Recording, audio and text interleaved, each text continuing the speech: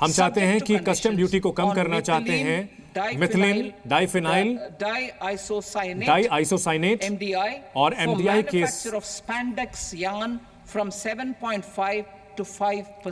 हम 7.5% से घटाकर 5% ड्यूटी कर रहे हैं ताकि जो है जवाबी हमें कस्टम ड्यूटी का सामना ना करना पड़े। इसके अलावा चमड़े पर जो टैक्स लग रहा है उसको भी हम तार्किक करना चाहेंगे।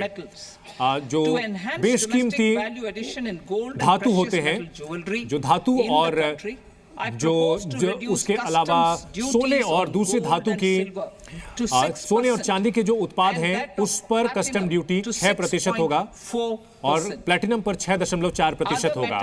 इसके अलावा जो अन्य धातु हैं, इस्पात और तांबे की अगर बात की जाए तो ये बहुत ही अहम ये हैं।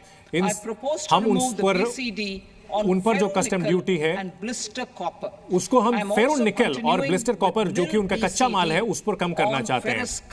फेरस स्क्रैप पर हम पूरी तरह से कस्टम ड्यूटी खत्म कर रहे हैं और कॉपर के स्क्रैप पर 2.5% की कस्टम ड्यूटी होगी। इलेक्ट्रॉनिक्स की अगर बात की जाए तो हमारी जो घरेलू इलेक्ट्रॉनिक्स की इंडस्ट्री है, हम चाहते हैं कि इस पर जो कस्टम ड्यूटी है उसको हटाया जाए। इसमें कुछ शर्तें हैं। ऑक्सीजन फ्री कॉपर होना चाहिए, इसके अलावा और भी कुछ शर्तें होंगी।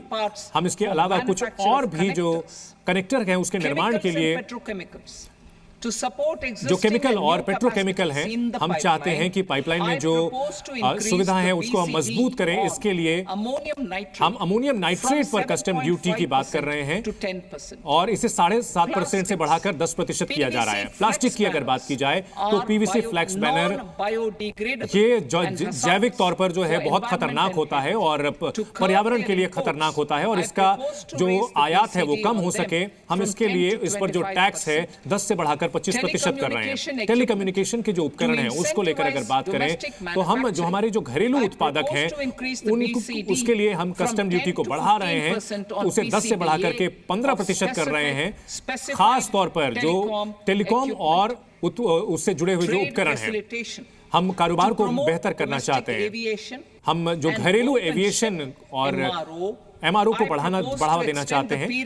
इसके लिए हम जो पहले से imported for repairs from 6 months to 1 year. हम इसके लिए जो स्कीम चल रही थी उसको आगे बढ़ाना चाहते हैं। डोमेस्टिक एविएशन, बोट और शिप मेंटेनेंस जो रिपेयर की जो प्रक्रिया होती है, हम इसके लिए जो समय सीमा थी वो उसको बढ़ा रहे हैं। ये 6 महीने से बढ़ाकर इसे 12 महीने किया जा रहा है। ठीक इसी तरह से हम इसमें जो वारंटी के तहत जो रिपेयर किया जाता है उसका री इंपोर्ट करने के लिए जो सीमा है उसको बढ़ा रहे हैं। अब डायरेक्ट टैक्सेस की अगर बात करें, हम जो टैक्स की जो का जो टैक्स पेयर के जो सेवाएं हैं उसको हम सरल करना चाहते हैं और हम चाहते हैं कि किसी भी तरह की समस्याएं ना हो। इसके साथ साथ सरकार की जो कमाई है वो बढ़ती रहे। इसके अलावा सरकार की जो जन कल्याण योजनाएं हैं वो भी आप बढ़ते रहे। हमारा लगातार ये प्रयास रहा है कि टैक्सीकरण की प्रक्रिया को सरल बनाया जाए। हमने पिछले कई सालों में ये कदम उठाए हैं।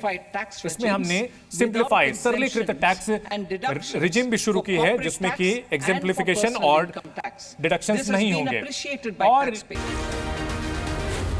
Zee News